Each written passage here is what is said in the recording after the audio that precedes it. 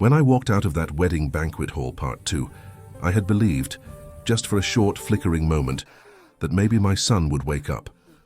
Maybe the shock of hearing I had quietly built a fortune worth $95 million would jolt something real inside him, something deeper than the glittering image he had been trying to live up to. But hope is a fragile thing, and it broke quickly. The next morning my phone rang. It was Jerome Williams, a man who knew me long before my name meant anything, before my bank account grew heavy enough to attract attention. We'd been friends for 25 years. He'd been a maintenance worker at the hospital, back when I was fixing air conditioners and boilers for a living. When his youngest girl was born, I was the one who came out on a sweltering July night to fix the busted AC in the maternity ward so his wife could breathe easier. That's the kind of friendship we had, based on real life, not money, not appearances. Before I proceed, I want you to do me a quick favor. Hit that subscribe button, give this video a like, and drop your country in the comments. I'd love to know where you're listening to me from. Thank you. Jerome's voice on the phone was heavy, weighed down by something he didn't want to say. Sam, I need to tell you what happened after you left. You're not going to like it. So I sat at my kitchen table with a cup of the same coffee blend my wife Lorraine loved, looking out at the roses she planted years ago. Roses from Alabama, from her mother's garden, from a world where home meant something. I held the phone tighter. Go ahead. Your boy walked right back to that head table, Jerome said. Walked straight up to them, Ashworths. The room was whispering. Everybody trying to figure out what just happened. And your boy, he said loud enough for half the room to hear. I hope y'all see now I ain't as poor as you thought. Jerome paused like he needed to breathe before continuing. But Sam, he didn't say it like he was defending you. He said it like he was proud to finally belong to their world. That sentence hit harder than any insult could have. Even after everything, Marcus was still chasing their approval. I could see his face in my mind, bright, hopeful, desperate. My son, the one I raised to stand proud on his own 2 feet, was still trying to prove himself to people who had never respected him. What did they say? I asked. Jerome hesitated. That wife of his, Victoria, she didn't blink, looked him dead in the eye and said, Well, we're married now, so what do you want to do about it? I married you without knowing you were rich, so actually you should be thanking me. It proves I did it for love, not money. The gall, the arrogance, the smooth manipulation. She twisted the whole situation into a virtue, like marrying him while believing he was beneath them was some noble act. And Marcus, my son, my bright boy with the kind heart. He believed her, Jerome continued. Her father's whole demeanor changed too.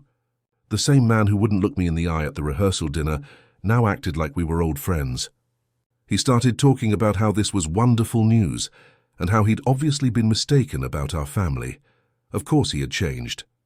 Money was the only truth the Ashworths believed in. Even Patricia, the mother, slid into the performance. She began saying she had always admired Marcus, how she always sensed he had something special about him, the same woman who couldn't remember his name last month. It was astonishing to watch people rewrite history right in front of your face. And Marcus, he was absorbing it all, smiling like he had been accepted into something grand, like the months of mockery, exclusion, and judgment had never happened. I sat in my kitchen staring at Lorraine's roses, blooming bright in the morning light. Those flowers had meaning, roots, history. You plant something, you water it, you tend to it, and it becomes part of your story. I had given Marcus that. I thought I did. But somehow he'd learned to value imported orchids in glass vases, more than soil, sunlight, and family. The next few weeks were a show. The Ashworths transformed overnight. Charles called me personally, voice warm as honey, to apologize for misunderstandings. Patricia sent expensive flower arrangements to my home, each costing more than most families spend in a month, with handwritten notes about wanting to get to know the real Samuel Washington. They were treating my financial status like a medical condition, something delicate, requiring special handling. Then one afternoon, Victoria showed up at my door. She had never set foot in my home voluntarily before. I opened the door and she smiled like she belonged there. I hope it's okay that I stopped by. Her voice was pleasant, smooth, rehearsed. She walked inside and looked around.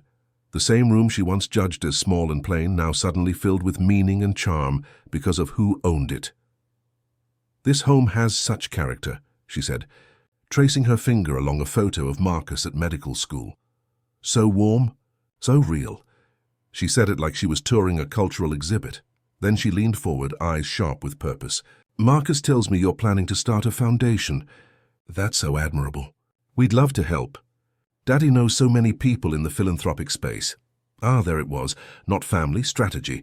She invited me to weekly Sunday dinners. Her voice soft, gentle, full of sincerity. The perfect daughter-in-law act, and I'll admit, she was good. If I didn't know better, I might have believed her. Those Sunday dinners turned into full productions. Fine meals, wine pairings, meticulously staged conversation. They tried to fold me into their world like I was a piece of furniture being moved into place. And Marcus, he was glowing. He believed he had built a bridge between our worlds, but they weren't welcoming us in. They were acquiring us, acquiring me. And I realized then, the real danger had only just begun. Marcus believed he had done something remarkable. He thought he had unified two families, bridged two worlds, healed old wounds, and created peace. You could see it in the way he smiled at me during those Sunday dinners, always checking my expression, hoping to read approval in my face. He was trying. I'll give him that. My son was trying to create harmony in a place that had never wanted him until they learned his father was wealthy, and I didn't blame him for wanting to belong. I blamed the people who taught him belonging was something you have to buy. Weeks passed like that, polished conversations and curated affection. The Ashworths were masters of subtle condescension wrapped in polite charm. Not one of them disrespected me openly. They didn't need to. Their world was built on coded language, the kind that sounds polite unless you understand what is being said under the surface. Oh, Samuel, you still live in this part of town? So nostalgic. Your investments are self-managed. How refreshing. Marcus tells us you worked with your hands for many years. That must have been grounding. Every word meant the opposite of what it sounded like, but I endured. I smiled. I played along, not because I wanted acceptance, because I needed to understand. People reveal themselves when they think they've already won. Then came the night everything shifted. It was late, maybe near midnight, and I got a call from a number I didn't recognize. When I answered, it was Marcus. His voice was shaky, strained, like he was holding something in. Dad, are you awake? Yeah, I said, sitting up. What's wrong? He hesitated. Can I come over? He arrived 15 minutes later, alone, shoulders tense, eyes tired in a way I had never seen before. He didn't sit when I gestured to the chair. He just paced the living room like he needed to keep moving, or something would break inside him.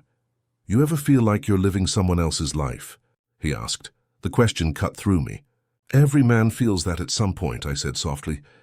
But tell me what happened. He took a breath that trembled.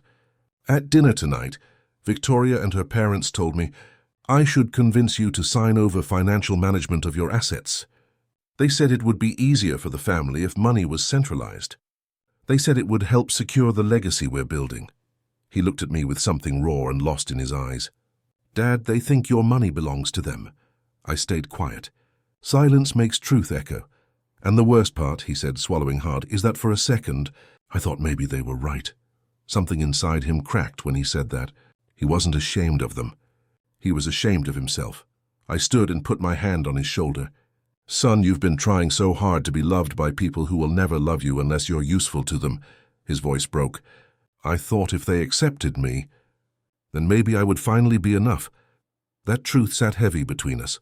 All his life, Marcus had been compared to something. Better grades, better schools, better job, better friends, better lifestyle. The society he grew up in taught him love was conditional. The Ashworths didn't create that wound. They simply knew how to feed it. I told him, you've always been enough. You were enough when you were 10 years old playing ball in that old park. You were enough when you got your scholarship. You were enough when you married her. Your worth isn't something anyone else gets to measure. Marcus sat down then. He didn't cry loudly. Just quiet tears, the kind men hide because the world doesn't allow us softness.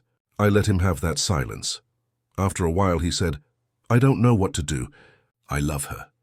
But I don't know if she loves me or just the life she thinks I represent. I looked him in the eye. Then stop showing her the life. Show her the man. If she loves you, she'll stay. If she doesn't, she was never yours to begin with. He nodded. Not with certainty, but with courage. The next few days were tense. The Sunday dinner following that conversation was different. There was no warmth in their greetings, no practiced charm. The Ashworths had realized something. Marcus had shifted. You can always tell when a person stops being controllable. Victoria watched him the way someone watches a door they forgot to lock. Eventually, she asked him to talk privately. They disappeared into the hallway. The silence that followed was sharp, like the house itself was waiting. When they returned, Victoria's eyes were bright, too bright, red at the edges. She had been crying or trying not to. Marcus looked calm. Not angry, not emotional, just clear. We'll be leaving, he said, gently taking her hand. The Ashworths didn't argue. They just sat there smiling like porcelain dolls, faces stiff with polite resentment. That was the moment I knew the real battle had begun, not between me and them, between Marcus and the life he had been taught to want. In the weeks that followed, things didn't explode. They dissolved. Calls became fewer. Invitations stopped. Their smiles cooled. Their comments grew sharper in ways Marcus could now recognize, but he didn't bend. He began spending more time at my place, not because he needed shelter, but because he needed grounding. He cooked in the kitchen where his mother once cooked. He sat in the backyard where she used to drink her tea. He remembered where he came from, not in shame, but in quiet respect, and slowly, very slowly, he began to understand what wealth actually is. It isn't money, its roots, its legacy, its identity. It's knowing who you are when everything you own is stripped away. Victoria struggled. Sometimes she tried to reconnect with sincerity, sometimes with manipulation, sometimes with silence. I didn't interfere. Love is a choice two people must make freely, without anyone pulling strings. Then one evening, Marcus said something I will remember for the rest of my life. Dad, I think I'm ready to decide the life I want, not the life that was expected of me. And in that moment, I knew something important. My son was finally waking up, not because of wealth, not because of loss, but because he finally saw his own worth. And that, more than any fortune I could ever leave behind, was the inheritance I had hoped to give him.